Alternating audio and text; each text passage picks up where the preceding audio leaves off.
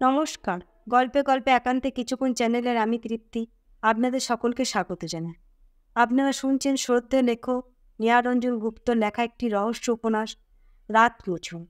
আজ শুনবেন এই উপন্যাসটির প্রথম গল্পের ২১তম পর্ব। চলুন তাহলে শোনা যাক। পরমেশবাবুর মুখে নিজের সমস্ত জন্মবৃত্তান্ত শুনে পানু কিন্তু পাথরের মতো স্তব্ধ হয়ে রইল। রমা সেই ঘরেই জানালার একটা শিক ধরে নিস্তব্ধ হয়ে দাঁড়িয়েছিল। আজ তার চোখে জলও বুঝি শুকিয়ে গেছে। নিঃশব্দ পদসঞ্চারে পানু মার কাছে উঠে এলো। দুই হাতে মাকে জড়িয়ে ধরে শুধু বললে, না মা, জন্ম থেকে মার কোনো পরিচয় পায়নি এবং শিশু বয়সে যে পালিতা মার সামান্য কয়দিনের জন্য ভালোবাসা পেয়েছিলাম, সেও একদিন অক্লেশে আমায় ভুলে গেল। তাই আজ বুঝতে পারছি কেন সে আমায় ভুলে গিয়েছিল। সে আমার নিজের মা নয় বলেই। জ্ঞান হবার পর জীবনের সত্যিকারের মাতৃস্নেহ তোমার কাছ থেকেই পেয়েছি। তুমিই আমার সত্যিকারের মা। তোমায় ছেড়ে কোথাও যাব না মা। তার সঙ্গে আমার কোনো সম্পর্ক নেই। কিন্তু পানু, তারা যে তোর আপনজন? না, কেউ নয় তারা আমার। কেউ আজ আমাকে তোমার কাছ থেকে ছিনিয়ে নিয়ে যেতে পারবে না। রমার দু চোখের কোল বেয়ে ফোঁটা ফোঁটা অশ্রু গড়িয়ে পড়তে লাগলো। নীরবে গভীর স্নেহে রমা পানুর মাথায় হাত বুলাতে লাগল। পরমেশবাবুরও চোখে জল। ২-৩ দিন ধরে ক্রমাগত পরমেশবাবু পানুকে সমস্ত ব্যাপারটা বোঝাতে লাগলেন এবং আরও বললেন, বিবেচনার যে আরও একটা দিক আছে, আইন, সেটাকে যে সকলেরই মেনে চলতে হবে। অগত্যা পানুকেও মত দিতে হলো। অশ্রু সজল চোখে রমার কাছ থেকে বিদায় নিয়ে পানু একদিন পরমেশবাবুর সঙ্গে কিরিটিদের ওখানে এসে উঠল। শশাঙ্কবাবুকে আসবার জন্য কিরিটি আগে থেকেই ফোন করে রেখেছিল। শশাঙ্কবাবু এলে কবচসহ আসল ছেলেকে কিরিটি তার হাতে তুলে দিল। কবচটি পানুর হাতে বাঁধা ছিল, রূপার চ্যাপ্টা কবচ। কবচের ভিতরেই ছোট একটা কাগজে লেখা ছিল, সুধীর শ্রীপুরের জমিদার শশাঙ্কমোহন চৌধুরীর ছেলে। শশাঙ্কমোহন ছেলেকে বুকে টেনে নেন। তারপর পুত্রসহ শশাঙ্ক চৌধুরী শ্রীপুর ফিরে এলেন। শ্রীপুর জমিদারগিরি হুলস্থুল পড়ে গেল। আত্মীয় স্বজন, দাস দাসী, গোমস্তা, কর্মচারী সকলেই ফিসফিস করে কানাকানি করতে লাগলো। এই সেদিন একজনকে এনে বললে, জমিদারের মেয়ে হয়নি, ছেলে হয়েছিল। ওই তার ছেলে। আজ আবার বলছে সে ছেলেও নকল, আসল ছেলে এই। শ্রীলেখাও চমৎকৃত হলো। মৃগাঙ্কমোহন কুড় হাসি হেসে পাশ কাটিয়ে চলে গেলেন।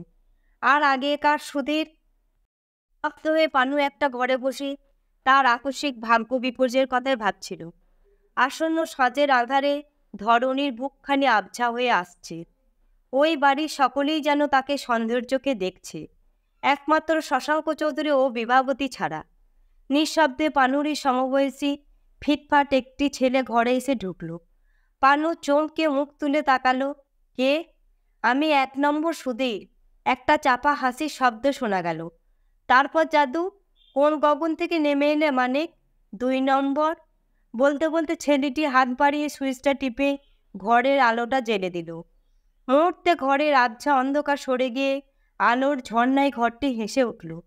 কি হে, চুপ করে আছো কেন? ছেলেটি আবার প্রশ্ন করলে। বলো না সোনার চাঁদ। তা দেখো বাপু, এসেছো, বেশ করেছো। কিছু নিয়ে রাতারাতি সরে পড়ো, না হলে প্রাণ নিয়ে কিন্তু টানাটানি হবে। শোনো বলি, ফটিকচাঁদ সব সহ্য করতে পারে, শুধু ভাগের বকরা সহ্য করতে পারে না। পানু ফ্যাল ফ্যাল করে ছেলেটির মুখের দিকে তাকিয়ে রইল।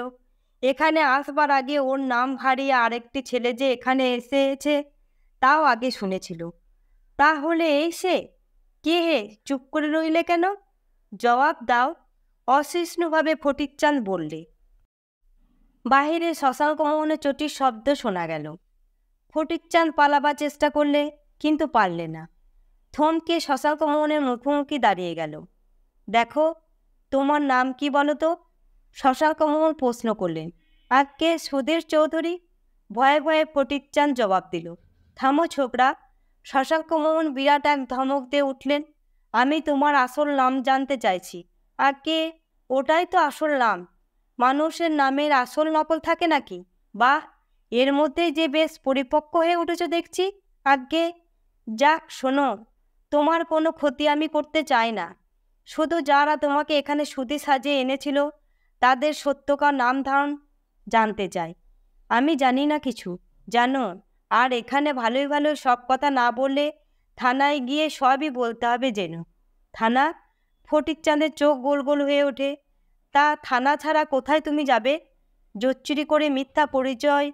আগে দোহাই আপনার, আমাকে পুলিশে দেবেন না, সব কথা আমি বলবো। বেশ, চলো তবে আমার ঘরে। ফটিকচাঁদকে নিয়ে শশাঙ্ক মোহন ঘর থেকে বের হয়ে গেলেন। আজকের মতো এখানেই শেষ হলো নীহারঞ্জন গুপ্তর লেখা রাত নিঝুম উপন্যাসের প্রথম গল্পের 21তম পর্ব। গল্পটি ভালো লাগলে লাইক, শেয়ার ও কমেন্ট করবেন, আর সাবস্ক্রাইব করে আমার পাশে থাকবেন। আপনাদের সকলকে ধন্যবাদ।